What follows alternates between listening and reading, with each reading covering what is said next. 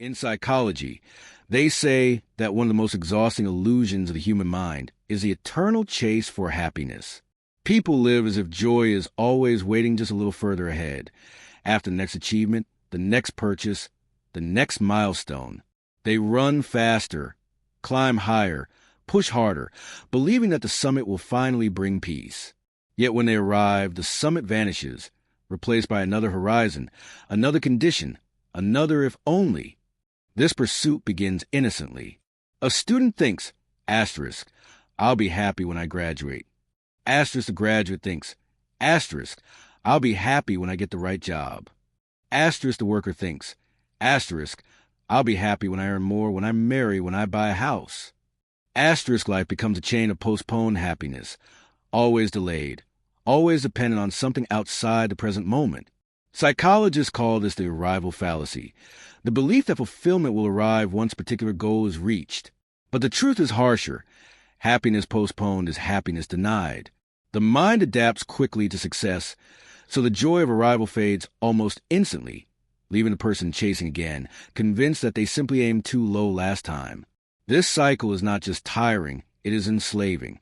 Instead of living, people spend their lives rehearsing the future, sacrificing the present for a reward that never arrives. Even moments of genuine beauty, sunsets, laughter, touch, become invisible, overshadowed by the thought, asterisk, this is nice, but real happiness will come later. Asterisk, the tragedy is that later never arrives, because the mind always moves the finish line further away. In psychology, they say that the eternal chase for happiness is proof that the human heart is not starved of joy, it is starved of presence. The greatest lie is that happiness waits in tomorrow. The greatest truth is that it only ever lives in today. In psychology, they say that the eternal chase for happiness has never been more visible than in the modern world. Our culture is designed to feed it, to reward it, to normalize it. From childhood, we are told that joy is conditional, tied to achievement, appearance, or approval. By the time we reach adulthood, we are not just individuals searching for happiness. We are societies running on the fuel of dissatisfaction. At work, the chase takes the shape of endless ambition. Employees sacrifice sleep, health, and relationships for promotions, convinced that the next title, the next salary, the next project will bring peace. Yet as soon as one milestone is reached, another appears, and the satisfaction fades like mist in the sun. Psychologists call this the hedonic treadmill. No matter how fast you run, you remain in the same place emotionally. The more you achieve, the more the finish line moves. In relationships, the chase is just as present. People search for the perfect partner, convinced that love will finally make them whole. But once love arrives, insecurities whisper, asterisk, what if there is someone better? What if this doesn't last? Asterisk, happiness becomes conditional on an ideal that does not exist, and the present relationship is overshadowed by imagined futures. Even those in long-term partnerships often postpone joy. Asterisk, we'll be happy once we buy a house, once we have children, once the children grow. Asterisk life becomes a chain of delayed contentment, where happiness is always just beyond the next threshold. Social media magnifies the chase into obsession. Platforms create a constant mirror, reflecting back curated images of other people's lives. The mind compares, competes, concludes, asterisk, they are happier, more successful, more loved than I am. Asterisk likes and comments become currency for worth, and every notification is a fleeting rush that fades, leaving emptiness behind. What should have been tools for connection become machines of perpetual dissatisfaction, reminding us that our lives are always lacking compared to others. Consumption feeds the illusion further. Advertisements promise happiness in the form of cars, clothes, vacations, devices. The message is simple but relentless. Asterisk, you are incomplete. Buy this, and you will be whole. Asterisk, the purchase delivers a spark of pleasure, but soon the spark fades and the chase resumes. The hunger is not for objects, but for fulfillment, and no object can provide it. Psychologists warn that this cycle is dangerous because it convinces people that happiness is always external, never internal. It is always ahead, never here. And so we live in a paradox, surrounded by opportunities, by comfort, by abundance, yet plagued by emptiness, because nothing external can satisfy an internal hunger for meaning. In psychology, they say that the eternal chase for happiness has become the modern condition. We are not suffering from lack of resources or opportunities. We are suffering from lack of presence. Until we break free from the treadmill of someday, we risk spending our entire lives chasing a tomorrow that never arrives. In psychology, they say that the eternal chase for happiness is not an accident. It is an inheritance. The roots of this pursuit lie not only in the culture we live in, but in the earliest lessons we absorb as children, and even in the survival instincts passed down from generations before us. What looks like personal ambition is often the echo of much older stories, written into our families, our schools, our societies, and our biology. From childhood, we are conditioned to believe that happiness is a reward, not a state of being. A child brings home good grades, and the response is, asterisk, I'm proud of you. Keep it up. Asterisk, a child misbehaves, and the love feels withdrawn. Slowly, the lesson forms. Happiness comes only after performance, after achievement, after proving your worth. The warmth of acceptance is tied not to existence, but to success. This connection becomes a silent rule that follows into adulthood. Asterisk, I can rest when I earn it. I can be happy when I deserve it. Asterisk, school reinforces the cycle. Education, meant to cultivate curiosity, often turns into competition. Gold stars, rankings, test scores, all teach that value lies ahead, in some measurable outcome. Children begin to think not, I love learning, but asterisk, I must achieve to be valued. Asterisk, joy becomes conditional, and the chase begins earlier than we ever realize. Culture magnifies the message. In many societies, stories of success are always framed as struggle followed by triumph. Heroes are not praised for living fully in the present, but for reaching higher, faster, farther. Advertisements, too, weave the same script. Asterisk, you will be happy when you buy this, when you become this, when you achieve this. Asterisk, the world around us whispers constantly, happiness is not here. It is somewhere else. Psychologists also point to an evolutionary root. For our ancestors, survival meant focusing on what was lacking: food, shelter, safety. To feel content for too long could be dangerous. It meant lowering your guard. The brain, shaped by centuries of survival, learned to search for what is missing rather than savor what is present. In the modern world, this instinct translates not into survival, but into dissatisfaction. We are safe, yet restless, abundant, yet hungry, surrounded, yet unsatisfied. By the time adulthood arrives, the chase feels natural. We tell ourselves stories like, asterisk, I'll finally be happy when I get there. Asterisk, but there is an illusion, because the mind was never trained to stop. What was once a survival mechanism has become a cage, a restless drive that convinces us joy is always just out of reach. In psychology, they say that the eternal chase for happiness is not proof of our failure, but of our conditioning. We were taught to postpone joy, to equate love with achievement, to confuse survival with meaning.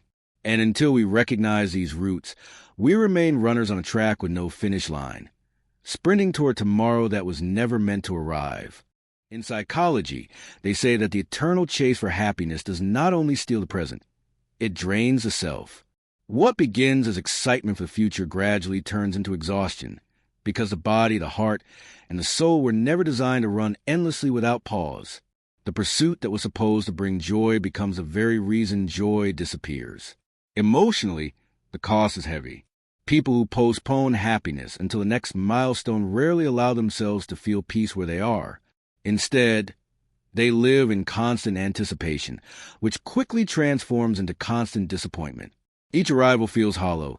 Each celebration fades too fast. Slowly, they stop celebrating at all because the voice inside whispers, asterisk, don't rest, don't stop, you're not there yet. Asterisk, the result is emotional numbness. Laughter without joy, achievement without pride, relationships without presence. Physically, the chase takes its toll. The stress of never being enough keeps the nervous system on high alert. Cortisol floods the body. Sleep becomes shallow. Energy drains faster than it can be restored. People drink more coffee, work longer hours, ignore signs of fatigue, believing that pushing harder will bring peace. But instead, it only deepens exhaustion. Headaches, chronic tension, heart problems all become silent reminders that the body cannot sustain a life of constant pursuit. Spiritually, the damage is even greater. The eternal chase robs people of meaning. Life begins to feel like a checklist, not a journey. Every experience is measured not by how it feels, but by what it leads to. Even love and connection are devalued if they do not progress fast enough. Marriage, children, success. Moments lose their sacredness because they are always seen as stepping stones, never destinations. Over time, the soul begins to whisper, asterisk, what am I running toward? And why does it never feel like enough? Asterisk. Psychologists explain that this cycle creates burnout not only in work, but in life itself. Burnout of the mind, where nothing excites.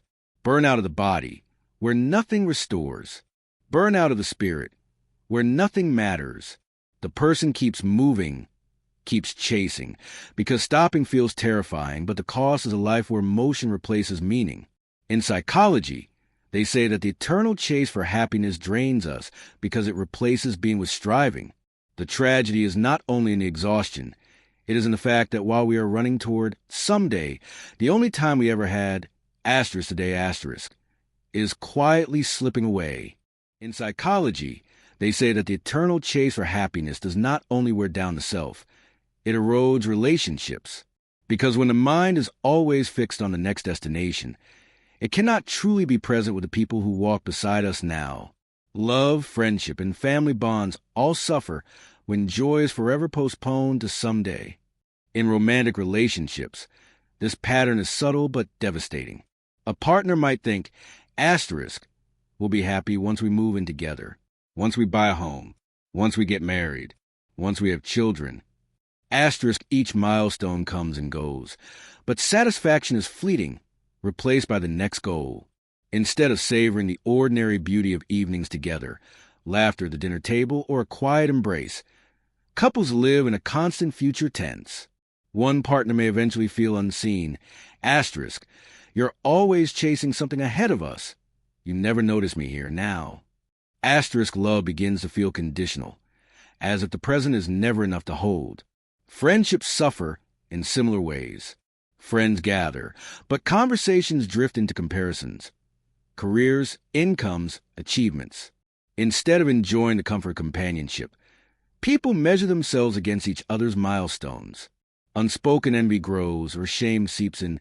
Asterisk, I'm behind, I haven't caught up, I'm not enough. Asterisk, slowly, gatherings lose warmth, replaced by quiet competition. What should have been a space of connection becomes another reminder of lack. Even families are reshaped by the chase. Parents, consumed by ambition, postpone time with children. Asterisk, I'll spend more time with them when work slows down, when I'm more successful, when we're more stable. Asterisk, but childhood does not wait. The years slip by, and the moments never return. Children grow up remembering not the promises, but the absence. And within families, silence often replaces closeness, because happiness was always tied to what hadn't yet arrived. Psychologists explain that when happiness is constantly projected into the future, relationships lose their intimacy. True closeness requires presence, listening without distraction, loving without condition, noticing without rushing. But when the mind is trained only to look ahead, the present feels like a burden instead of a gift. People sit beside each other yet feel apart, not because of distance, but because of attention stolen by an endless chase. In psychology, they say that the eternal chase for happiness isolates us even from those we love most. Not because love is gone, but because the eyes are always searching for a horizon that will never arrive. And the greatest tragedy is that the happiness we were chasing was already there, in the faces, voices, and moments we failed to notice. In psychology, they say that the eternal chase for happiness eventually reshapes not just how we live, but how we see ourselves. It eats into identity, bending self-worth into a fragile structure built only on achievement. Instead of believing I am valuable because I exist, the person begins to believe, asterisk, I am valuable only if I succeed. Asterisk in this belief, though invisible, begins to dictate every decision, every dream, every silence. The most tragic effect is the erosion of meaning. Life feels like a race with no finish line, a series of tasks checked off without true satisfaction. Each goal achieved dissolves too quickly, leaving a hollow space where fulfillment was promised. Slowly, the person begins to wonder, asterisk, what is all this for? Why do I never arrive? Asterisk, the deeper question emerges, not about the next milestone, but about the very purpose of running. Psychologists describe this as existential fatigue, a weariness of the soul that no sleep, no rest, no vacation can cure. It is not the muscles that are tired, but the heart, not the body that is weak, but the spirit. The exhaustion comes from living in a constant state of postponement, never allowing the present moment to be enough. Self-worth also becomes tangled in the chase. Instead of feeling whole, people measure their value by comparisons. Who is richer, more successful, more admired? The self becomes a scoreboard, and identity is rewritten with every win or loss. But because the game never ends, the person never feels secure. Even at the top, they feel the fear of falling. Even with abundance, they feel scarcity. The inability to stop is perhaps the cruelest symptom. Rest feels like guilt. Silence feels like failure. Joy feels like laziness. The person cannot sit quietly without the critic inside screaming, asterisk, you should be doing more. Asterisk, and so they fill every moment with effort, activity, motion, never realizing that the very peace they are chasing is found only in the stillness they fear. In psychology, they say that the eternal chase for happiness imprisons us in an endless cycle where meaning fades, self-worth crumbles, and rest becomes impossible. And until we learn to break that cycle, we risk living entire lives in motion, yet never truly alive. In psychology, they say that every chase eventually reveals its futility, if only the person dares to stop running for a moment. The awakening often begins in the quietest ways, not with achievement, not with crisis, but with a pause, a breath, a glance around. For the first time in years, the person notices what has always been here. The texture of sunlight on skin, the laughter of a friend, the rhythm of breath rising and falling. Small details, invisible while chasing, suddenly glow with meaning. This realization is disorienting. The critic inside, trained for decades to equate worth with striving, resists. Asterisk, don't stop. Don't get comfortable. If you rest, you'll fall behind. Asterisk, but the heart, weary of running, whispers something softer. Asterisk, maybe happiness was never ahead. Maybe it was here waiting all along. Asterisk. Psychologists explain that this is the beginning of presence, the recognition that joy is not an achievement but a state of awareness. It does not require perfection or milestones or applause. It requires attention. The shift is subtle but profound. Instead of asking asterisk, what's next? Asterisk, the person begins to ask, asterisk, what's now? Asterisk. At first, presence feels almost unnatural. Sitting in silence feels uncomfortable, even frightening. Looking around a room without planning the future feels wasteful. But slowly, as the practice continues, the body learns to relax. The nervous system, once locked in survival mode, discovers safety in stillness. The mind, once obsessed with someday, begins to taste the sweetness of today. This shift changes relationships, too. A partner who was once overlooked is now noticed. The way they smile, the warmth of their hand, the quiet ways they say asterisk, I love you. Asterisk children once seen as distractions are now seen as wonders. Alive, curious, unrepeatable in their fleeting moments. Friends become companions rather than competitors, because the race is ended, and what matters now is shared presence, not parallel achievement. In psychology, they say that awakening to presence is like stepping off a treadmill you never realized you were on. The ground beneath you feels unfamiliar at first, but soon it feels like home. And in that home, happiness is no longer a prize to chase. It is the air you breathe, the life you live, the moment you finally allow yourself to inhabit fully. In psychology, they say that once a person begins to practice presence, life itself starts to feel different. Not because the circumstances change, but because the way they are experienced changes. Happiness, once imagined as a distant peak, begins to reveal itself in the valleys, in the ordinary ground we walk every day. The practice of stopping, noticing, and breathing reshapes the very fabric of existence. The quality of life transforms first in small ways. Meals taste richer because they are no longer rushed. Conversations feel deeper because they are no longer rehearsed in the mind while thinking of tomorrow. Sunlight through a window, the sound of rain, the rhythm of footsteps, each becomes a reminder that beauty was never absent, only overlooked. Joy stops being a concept and starts being a sensation, woven into moments that once seemed mundane. Relationships take on new depth. Presence allows love to expand, because love thrives not in promises of the future, but in attention given now. A partner feels cherished not when told, "I'll love you forever someday," but when truly seen in the present moment. Children feel secure not when promised endless tomorrows, but when a parent kneels down, listens, and joins their world today. Friends feel valued not by social obligation, but by genuine presence, by laughter shared without distraction, by silence held without discomfort. The sense of meaning also shifts. What once felt like an endless pursuit becomes a lived experience of purpose. Instead of searching for a grand destiny far ahead, the person begins to realize that meaning exists in how they choose to live the ordinary. Purpose is not always discovered in extraordinary achievements. It is cultivated in how we love, listen, and live each day. This realization does not make ambition vanish. It makes ambition healthier, grounded, and no longer chained to the illusion that happiness waits only at the finish line. Perhaps the greatest transformation happens within the self. Presence brings self-compassion.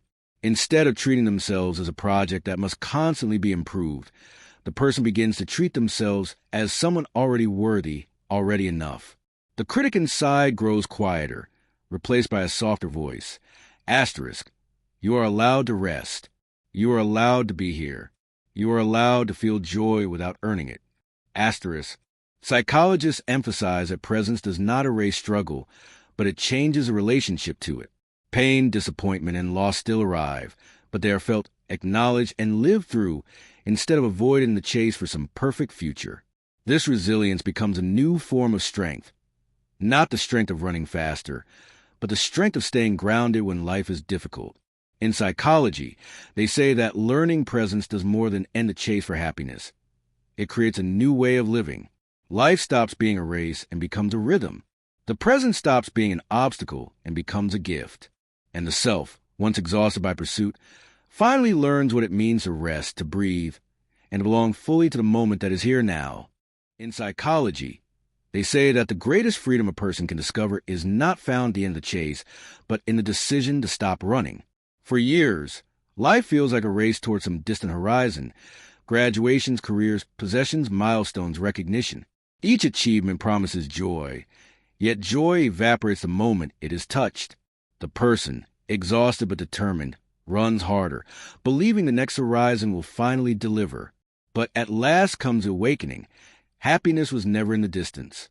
It was always here, waiting in the silence they had feared to enter. This realization does not erase the years of striving. It redeems them. The person begins to see that the exhaustion itself was the teacher, the emptiness itself the guide. The endless chase revealed a truth that cannot be ignored. No external prize will ever fill the space meant for presence. Happiness is not a trophy to be earned, but a state to be inhabited. Psychologists explain that the shift from chasing to being is profound. It changes the relationship with time. The future is no longer an idol, the past no longer a prison. The present becomes enough. Breathing is enough. Loving is enough. Simply existing is no longer an accident. It is the point. Life stops being postponed and begins to be lived fully and unapologetically. Relationships transform in this light.